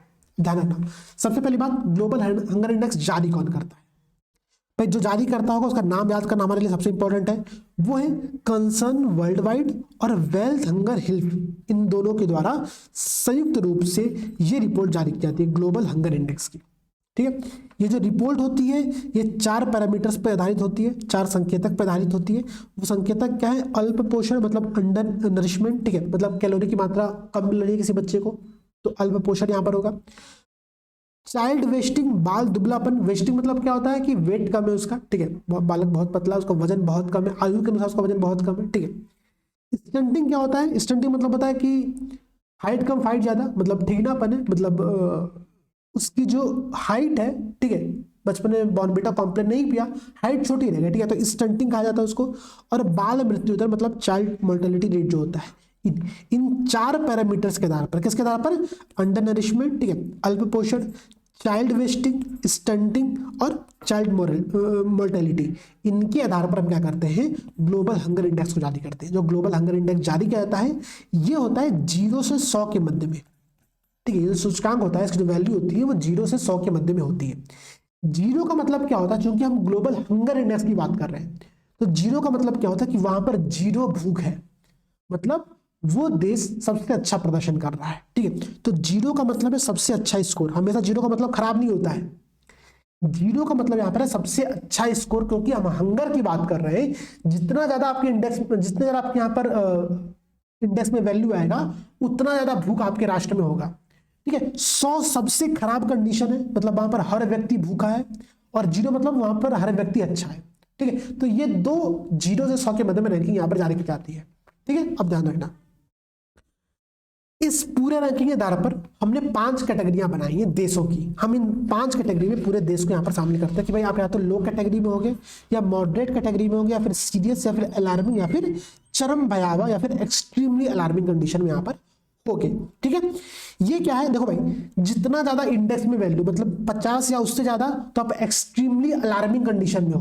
ठीक है, अगर आप 9.9 से कम हो तो आप लो हंगर इंडेक्स वाले कंडीशन में यहाँ पर हो, जो कि बहुत अच्छा कंडीशन माना जाता है। ठीक है, अब यहां पर कुछ बातें ध्यान रखिएगा। अगर मैं पूरे विश्व का बताऊं तो पूरा विश्व एवरेज तौर पर मॉडरेट कंडीशन में भूखा है। ठीक है, मॉडरेट कंडीशन मतलब मध्यम में, बहुत गंभीर कंडीशन नहीं पूरे विश्व की, मॉडरेट कंडीशन में। लेकिन यही इंडेक्स कहता है कि जो भारत की रैंकिंग है यहाँ पर वो गंभीर कंडीशन में, हम भारत क्या है यहाँ पर? सीरियस कंडीशन में। ठीक है, तो ग्लोबल हंगर इंडेक्स में भारत को भूखे राष्ट्रों की सीरियस कैटेगरी में शामिल किया गया है। ये बात ध्यान रखना, ये बात बहुत इंपॉर्टेंट है, ये बात याद करने का प्रयास करें। ठीक है, जो पूरा विश्व वो एवरेज तौर पर मॉडरेट है, हम पूरे विश्व के एवरेज से खराब है, हम सीरियस कंडीशन में शामिल किए गए, तो ये बात यहाँ पर ध्यान रखना। ठीक है, अब हम इस इंडेक्स की कुछ और बातों को यहाँ पर देखने का प्रयास करते हैं। देखो भाई, इस बार की जो थीम थी, इस इंडेक्स की जो थीम थी, वो थीम क्या थी? The power of youth in shaping food system. खाद्य प्रणालियों को आकार देने में युवाओं की जो शक्ति है उसको इस बार का थीम दिया गया। ये थीम बेहद इंपॉर्टेंट है, याद करना कि the power of youth in the shaping food system, खाद्य प्रणालियों को आकार देने में युवाओं की जो भूमिका, युवाओं की जो शक्ति है, वो ग्लोबल हंगर इंडेक्स की इस बार की थीम जारी की गई है। ठीक है, थीम याद रखना है, एग्जाम में प्रश्न यहां से बन करके आ सकता है।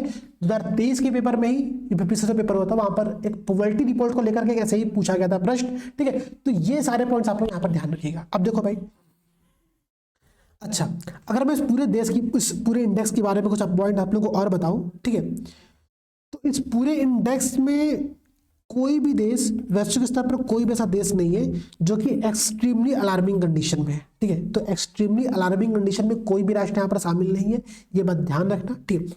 इसके अलावा जो भारत की रैंकिंग है, ठीक है, मैं आपको भारत की रैंकिंग बता देता हूँ।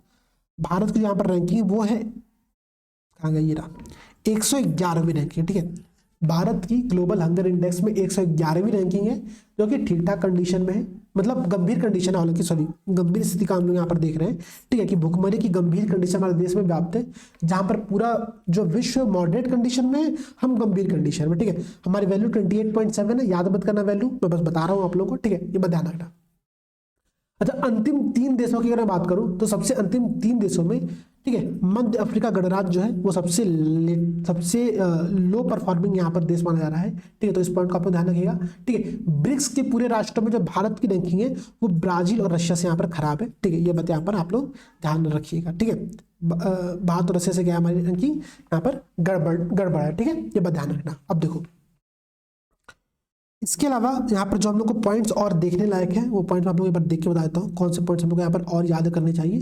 बाकी मुझे लगता है कि इतने पॉइंट्स हमारे लिए सफिशिएंट है। हाँ देखो, 2022 का अगर मैं आप लोगों को बताऊँ, 2022 में हमारी रैंकिंग थी वो 107वीं थी, 170, अभी हमारी रैंकिंग 111वीं हो गई है, ठीक है। तो ये पॉइंट आप लोग यहाँ पर ध्यान रखिएगा, ठीक है, ये पॉइंट यहाँ पर आप लोग ध्यान रखिएगा, ठीक है।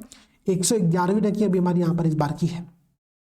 अब देखो भाई, मैं आप लोगों को नोबेल पुरस्कार का भी टॉपिक यहाँ पर एक बार डिस्कस करता हूँ। नोबेल पुरस्कार भी बेहद इंपॉर्टेंट है, हालांकि मुझे लगता है ना कि इस सेक्शन को हम लोग कल की क्लास में करते ज़्यादा अच्छी बात है। अब देखो, मैं इसको कल की क्लास में डिस्कस करता हूँ। आज अब जो अभी तक हमने पढ़ा है, मैं उसके बाद आप लोग को रिवाइज करा रहा हूँ, ध्यान दीजिएगा। ये रिवीजन बेहद इंपॉर्टेंट है, ठीक है। लास्ट क्लास में, मतलब लास्ट अभी 5 मिनट में हम लोग अभी तक ये पढ़े सारे टॉपिक को फिर से रिवाइज करते हैं। देखो, हमने क्या पढ़ा, हमने पढ़ा जो यूनेस्को है वो इंटेंजिबल कल्चरल हेरिटेज की लिस्ट जारी करता है, ठीक है। इस लिस्ट में भारत के 15 इंटेंजिबल कल्चरल हेरिटेज शामिल है। रिसेंट में गरबा, जो गुजरात का गरबा नृत्य, उसको यहाँ पर शामिल किया गया। गरबा का मतलब क्या है? गरबा एक शब्द जो कि गरबो शब्द से बना हुआ है। ये जो गरबो है, गरबो एक प्रकार का मटका होता है, ठीक है, गोलाकार मटका होता है, इसमें 6 ओपन होती है, और वो गोलाकार जो मटका होता है वो मानव के शरीर को रिप्रेजेंट करता है, और उसके अंदर एक दीपक जलाया जाता है जो कि मानव की आत्मा को रिप्रेजेंट करती है, ठीक है। जो गरबा है एक प्रकार का अनुष्ठानिक और एक भक्तिपूर्ण नृत्य होता है, जो कि गुजरात में जनरली नवरात्र के अवसर पर इसको हम लोग आयोजित करते हैं, ठीक है। तो गरबा के संदर्भ में सारे पॉइंट्स ध्यान रखना। इसके बाद अब देखो 2-3 बातें और समझना। गरबा से पहले हमने किसको शामिल किया था? तो चूंकि गरबा नवरात्र के अवसर पर किया था, तो इससे पहले हमने जो नवरात्रि है, जो दुर्गा पूजा होती है कोलकाता की दुर्गा पूजा सबसे फेमस है। मैं धनबाद में जब कॉलेज में था तो वहां पे जो कोलकाता की दुर्गा पूजा होती थी बहुत फेमस थी, ठीक है। वहां पर मतलब एक बहुत भयंकर तरह पे दुर्गा पूजा मनाई जाती है। तो कोलकाता की दुर्गा पूजा को हमने यहाँ पर शामिल किया हुआ है। इससे पहले हमने कुंभ मेला को शामिल किया था, ठीक है। फिर नवरोज, जो कि नववर्ष का एक उत्सव होता है। योग, पंजाब के जो यूटेंसिल्स बनाने की कला है कॉपर और ब्रास की, ठीक है, ठठेरों के द्वारा, उनको हमने शामिल किया हुआ है। मणिपुर का संकीर्तन शामिल है। लद्दाख का बौद्ध मंत्रोच्चारण शामिल है। छऊ नृत्य जो कि 3 राज्यों में फेमस है, झारखंड, उड़ीसा और पश्चिम बंगाल, ये शामिल है। राजस्थान का कालबेलिया नृत्य है। केरल का मुडियट्टू है। रम्मन जो कि गढ़वाल हिमालय का एक अनुष्ठानिक और थिएटर है, वहां पर एक ट्रेडिशनल थिएटर है, ठीक है। कुटियट्टम जो कि सांस्कृतिक नाट्य कला है। वैदिक मंत्रोच्चारण की जो परंपरा है वो, और रामलीला, ठीक है। रामलीला, हमारे राम आ रहे हैं तो रामलीला, ठीक है, पहले नंबर से। तो 1 से लेकर के 15 तक ये सारे इंटेंजिबल कल्चरल हेरिटेज के बारे में आपको पता होना चाहिए, ये बात इंपॉर्टेंट है, ठीक है। अब देखो, फिर हमने देखा कि CCPI, climate change performance index, ये जारी कौन करता है? जारी करती है 2 संगठन मिलकर के, जर्मन वॉच और क्लाइमेट एक्शन इंटरनेशनल नेटवर्क और न्यू क्लाइमेट इंस्टीट्यूट। ये तीन संस्थाएं वार्षिक तौर पर इस इंडेक्स यहाँ पर जारी करती है। इस इंडेक्स के सर्वश्रेष्ठ 3 देशों में कोई भी देश यहाँ पर जगह नहीं बना पाया, क्योंकि किसी भी देश ने अच्छा परफॉर्मेंस यहाँ पर नहीं दिया हुआ है, ठीक है। इसमें अगर हम बात करें तो जो भारत की रैंकिंग है वो 7वें नंबर पर है, ठीक है। भारत की रैंकिंग बड़ी अच्छी है। हमसे केवल 3 और अच्छे ऐसे राष्ट्र हैं जिन्होंने अच्छा परफॉर्मेंस दिया, डेनमार्क, एस्टोनिया, फिलीपींस, ठीक है। हमको तीनों नाम याद करने की आवश्यकता नहीं है। आप 4थे नंबर पर डेनमार्क जो है उसका नाम बस ध्यान रखना कि डेनमार्क की जो पोजीशन है वो बड़ी शानदार यहाँ पर है, ठीक है। ब्रिक्स देशों में यहाँ पर हमारा जो परफॉर्मेंस है सबसे अच्छा है, इस बात को भी याद रखना, ठीक है। और सबसे वर्स्ट परफॉर्मिंग देशों में सऊदी अरब शामिल है। इस बात को आप लोग को यहाँ पर याद कर लेना चाहिए। ये एक पॉइंट आप लोग और यहाँ पर देख लो, ठीक है, कि सऊदी अरब जो है वो सबसे वर्स्ट परफॉर्मिंग कंट्री यहाँ पर है, ठीक है। इसके बाद यहाँ पर अगर हम कुछ पॉइंट्स और देखें, जैसे कि हमने देखा कि time person of the year, time person of the year में 2023 में टेलर स्विफ्ट को शामिल किया गया, ठीक है। टेलर स्विफ्ट को इससे पहले भी वर्ष 2017 में जब द साइलेंस ब्रेकर्स को हमने शामिल किया था टाइम्स पत्रिका के कवर पेज पर, उस समय भी टेलर स्विफ्ट को शामिल किया गया था, ठीक है। तो टेलर स्विफ्ट विश्व की पहली ऐसी महिला बन गई है जिनको 2 बार Times person of the year का यहाँ पर अवार्ड दिया गया। भारत की तरफ से केवल महात्मा गांधी जी को अवार्ड मिला हुआ है। हाँ, भारत की तरफ से जो हमारे नरेंद्र मोदी जी है, ठीक है, 2014 और 2016 में ऑनलाइन रीडर्स पोल का जो विजेता था वो इनको घोषित किया गया था, ठीक है। ये बात भी आप लोग ध्यान रखिएगा, बहुत इंपॉर्टेंट फैक्ट है। इसके अलावा कला के क्षेत्र में ये उपलब्धि हासिल करने वाली पहली व्यक्ति बनी है पूरे विश्व के अंतर्गत टेलर स्विफ्ट, तो इनका नाम ध्यान रखिएगा। सीईओ ऑफ द ईयर है ओपन एआई के सीईओ जो है सैम ऑल्टमैन, और एथलीट ऑफ द ईयर है लियोनेल मेसी जो कि फुटबॉलर, ठीक है। तो ये दो नाम आप लोगों को यहाँ पर और ध्यान रखना है। अब देखो नदी डॉल्फिन संदर्भ में आपको बताया कि नदी डॉल्फिन में 2 प्रकार की डॉल्फिन पाई जाती है, एक जो कि फ्रेश वाटर डॉल्फिन होती है, एक जो ब्रैकिश वाटर डॉल्फिन होती है, ठीक है। अब ध्यान रखना, फ्रेश वाटर डॉल्फिन आपकी 4 प्रकार की होती है, गंगे डॉल्फिन, सिंधु डॉल्फिन जिसको भूलन भी कहते हैं, चाइना की यांगत्से नदी में पाई जाने वाली बैजी डॉल्फिन होती है, और अमेजन नदी में पाई जाने वाली बोडो डॉल्फिन होती है। ये 4 डॉल्फिन होती है।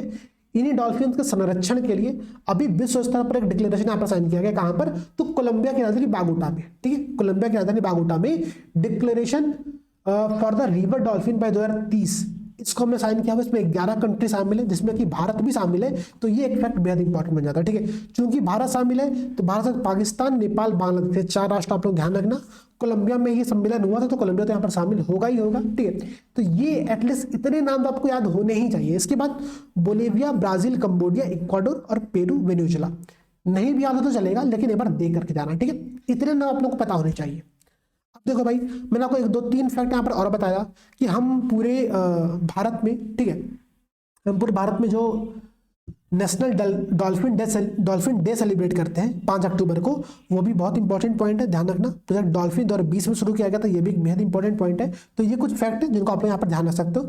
यूपी और असम और भारत सरकार इन तीनों ने अपने राज्य की जलीय जीव के तौर पर गंगा डॉल्फिन को यहाँ पर जगह दी हुई है, ठीक है। ये पॉइंट्स यहाँ पर आप लोग ध्यान रखिएगा। अब देखो इसके बाद हमने देखा था QS university ranking. QS British company थी जो कि एशिया के विश्वविद्यालयों के लिए रैंकिंग प्रदान कर रही थी। भारत के सबसे ज्यादा विश्वविद्यालय इस रैंकिंग के अंतर्गत शामिल किए गए, 148 विश्वविद्यालय शामिल किए गए। पूरे पहले नंबर पर यहाँ पर चाइना का एक पेकिंग यूनिवर्सिटी वो शामिल है, ठीक है। इसके बाद भारत की तरफ से आईआईटी बॉम्बे जो है उसको हमने यहाँ पर शामिल किया हुआ है, ठीक है। अब ध्यान रखना, इसके बाद जो हमने अगला टॉपिक देखा था वो था रूस सीएफई एग्रीमेंट। सीएफई एग्रीमेंट क्या था भाई, तो conventional armed forces in Europe, CFE agreement. Russia इससे बाहर गया, बाहर जाने का कारण बेहद सिंपल सा है कि भाई बाहर जाने का कारण ये था कि भाई यूक्रेन से युद्ध लड़ना है तो हमको बहुत बड़ी मात्रा में हथियार चाहिए ट्रेडिशनल वार लड़ने के लिए भी, ठीक है। कन्वेंशनल आर्म्ड फोर्सेस भी हमको चाहिए, तो रशिया इससे बाहर चला गया। अब चूंकि रशिया बाहर चला तो नाटो ने कहा भाई चूंकि रशिया ही चला गया बाहर तो एक बहुत बड़ा पावर यहाँ से बाहर चला गया तो पावर बैलेंस तो करना ही पड़ेगा, तो बाकी देश भी भाई इस संधि से बाहर ही चले। तो इस नाटो ने ये किया, नाटो ने कहा कि हम इस पूरी संधि को क्या करते हैं, समाप्त कर देते हैं, ठीक है। तो नाटो ने नवंबर 2023 में इस पूरे सीएफई का निलंबन की घोषणा यहाँ पर कर दी है, ठीक है। नाटो में एक नया मेंबर शामिल हुआ फिनलैंड जो कि 31st कंट्री है, ये बात यहाँ पर आप लोग ध्यान रखिएगा, ठीक है, नाटो का। अब देखो यूसीसीएन क्या, यूनेस्को क्रिएटिव सिटीज नेटवर्क, इस नेटवर्क के अंतर्गत भारत के कितने शहर शामिल हो गए हैं, ये बहुत इंपॉर्टेंट फैक्ट है और ये पॉइंट आप लोग को यहाँ पर याद होना चाहिए। कुल संख्या यहाँ पर हो चुकी है 8। देखना जयपुर को और श्रीनगर को हमने शिल्प कला के क्षेत्र में शामिल किया हुआ है। चेन्नई, वाराणसी और अभी रिसेंट का ग्वालियर, इसको हमने संगीत के क्षेत्र में शामिल किया हुआ है। मुंबई को हमने फिल्म के क्षेत्र में शामिल किया हुआ है। हैदराबाद को हमने गैस्ट्रोनॉमी मतलब पाक कला के क्षेत्र में शामिल किया, हैदराबादी बिरयानी खाने का मन करने लगेगा अभी आप लोगों को, ठीक है, उसको शामिल किया गया। और कोझिकोड को हमने साहित्य के क्षेत्र में शामिल होने, भारत का पहला शहर है जो कि यूनेस्को क्रिएटिव सिटीज नेटवर्क में यहाँ पर शामिल हुआ है। 31 अक्टूबर को हम क्या मनाते हैं, वर्ल्ड सिटीज डे मनाते हैं। इसी दिन हम लोग नेशनल यूनिटी डे भी सेलिब्रेट करते हैं, बात ध्यान रखिएगा, ठीक है। याद करने का तरीका है कि आप चीजों को मिक्स करके याद करो, ठीक है, चीजों को अपने साथ मिलाकर के यहाँ पर याद करो। मैंने आप लोगों को एक क्वेश्चन होमवर्क दिया हुआ है, ये क्वेश्चन का आंसर आप लोग कमेंट सेक्शन में जरूर दीजिएगा, ठीक है। अब देखो कोझिकोड साहित्य के क्षेत्र में मिला हुआ है, केरल का एक शहर है, ठीक है, इसको हमने लिटरेचर सिटी का यहाँ पर दर्जा दिया हुआ है। अब देखो इजराइल और फिलिस्तीन विवाद। इजराइल फिलिस्तीन विवाद में जो आप लोगों को याद करना, वो याद करना कि भारत टू स्टेट थ्योरी का समर्थन करता है। भारत ने यूएन में मतदान यहां पर नहीं किया और भारत ने ऑपरेशन अजय को यहां पर संचालित किया। ऑपरेशन अजय क्या है? तो इजराइल से भारतीयों को बाहर निकालने के लिए ये सरकार का एक प्रयास है, ऑपरेशन अजय। ठीक है, तो ये पॉइंट यहां पर आप लोग ध्यान रखना।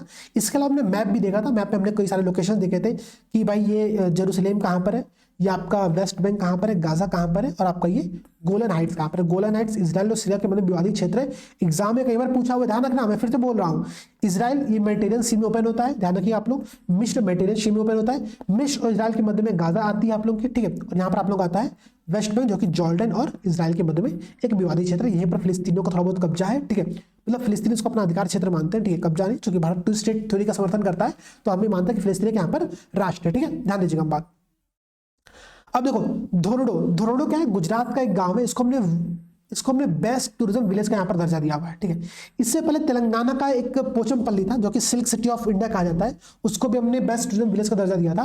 ये दर्जा देता कौन? तो UNWTO दर्जा देता है, ठीक है, united nation world tourism organisation जो है वो यहाँ पर इसका दर्जा देती है, ठीक है। और रूरल डेवलपमेंट में, ग्रामीण क्षेत्रों के विकास के लिए पर्यटन को बढ़ावा देने का इसका एक संगठन का प्रयास है, जिसमें अभी भारत का गुजरात का धोरडो गांव को शामिल किया गया, ठीक है। किसको शामिल किया गया? धोरडो गांव को। धोरडो कहां पर? तो गुजरात के कच्छ जिले में है, और यहीं पर रण उत्सव का आयोजन यहाँ पर किया था, ठीक है। जो कच्छ के रण में रण उत्सव होता है वो यहीं पर आयोजित किया था, ठीक है। इससे पहले तेलंगाना के पोचमपल्ली को शामिल किया गया था। बहुत इंपॉर्टेंट फैक्ट है, ध्यान रखना आप लोग, ठीक है। वैश्विक पेंशन सूचकांक के अंतर्गत अगर हम यहाँ पर ध्यान दें तो भारत की जो रैंकिंग है थोड़ी सी खराब हुई है। पहले भारत 41 पोजीशन पर था, अभी 45 पोजीशन पर आ गया, ठीक है। New pension scheme, old pension scheme के संदर्भ में एक टॉपिक इंपॉर्टेंट बन सकता है। यहाँ पर एक संगठन है जो इस रिपोर्ट को जारी करता है, उस संगठन का नाम है मोनाश centre for the financial studies और मरसर। ये दो संगठन मिलकर के ये रिपोर्ट यहाँ पर जारी करते हैं, ठीक है। इसके अलावा कुछ पॉइंट यहाँ पर याद मत करना, पढ़ने की भी रिक्वायरमेंट नहीं है, ठीक है। अब देखो ये जो इंडेक्स है, अगला वाला इंडेक्स बेहद इंपॉर्टेंट है, ग्लोबल हंगर इंडेक्स। इस ग्लोबल हंगर इंडेक्स जो थीम है सबसे इंपॉर्टेंट तो वो है the power of youth in the shaping food system. खाद्य प्रणाली को आकार देने में युवाओं की भूमिका क्या है, सबसे इंपॉर्टेंट तो ये है आप लोगों का। इस थीम को याद करना। इसमें जो भारत की रैंकिंग है, ठीक है, भारत यहाँ पर कहां पर किस कंडीशन में? भारत गंभीर कंडीशन में, सीरियस कंडीशन में शामिल किया गया, ध्यान रखना, ठीक है। भारत सीरियस कंडीशन में शामिल है। 111 भारत की रैंकिंग है, ठीक है। विश्व का जो एवरेज है वो मॉडरेट लेवल पर है इस ग्लोबल हंगर इंडेक्स में। 0 से 100 के बीच में हम यहाँ पर रैंकिंग देते हैं। 0 मतलब सबसे अच्छा, 100 मतलब सबसे खराब, ठीक है, ये बता दीजिएगा। भारत की रैंकिंग 111 है, मैं आप लोगों को दिखा दे रहा हूँ। भारत की रैंकिंग यहाँ पर क्या है? 111 है। 2022 में हमारी रैंकिंग 107 थी, अभी 111 यहाँ पर हो चुकी है, ठीक है। हम गंभीर कंडीशन में विद्यमान है, ये ऐसा ये रिपोर्ट कहती है। हालांकि भारत सरकार इस रिपोर्ट का विरोध करती है, ठीक है। अब देखो तो ये टॉपिक यहाँ पर कंप्लीट होता है। अगली जो हमारी क्लास होगी हम लोग नोबेल पुरस्कार को स्टार्ट करेंगे। मैं एक बार देखता हूँ, हमने शायद 10 पेज कवर नहीं किया, हालांकि ठीक है, हमने 10 पेज नहीं कवर किया, बट ठीक है, हम लोग क्लास को कवर कर लेंगे टाइम से, क्योंकि आज की क्लास हम 1 घंटे की लगी है। और मैं ये देखना चाहता हूँ अभी कि आप लोगों को ये क्लासेस समझ में आई है कि नहीं आई है, ठीक है। जैसे स्पीड से मैं क्लास को लेकर के चल रहा हूँ, वो स्पीड आप लोगों के लिए कितना सफिशिएंट है, आप लोग उसमें कितना सस्टेन कर पा रहे हो, कितना आगे बढ़ पा रहे हो चीज़ों को साथ साथ में, कमेंट सेक्शन में जरूर बताना। पूरी क्लासेस में क्या पॉइंट समझ में नहीं आया, एक बार इसको भी आप लोग बताइएगा, ठीक है, ताकि उसको हम आगे चीज़ों को डिस्कस कर सकें। तो सभी दोस्तों को जय हिंद। वीडियो को लाइक जरूर करिएगा और कमेंट में अपना रिव्यू जरूर दीजिएगा। सभी को जय हिंद, जय भारत।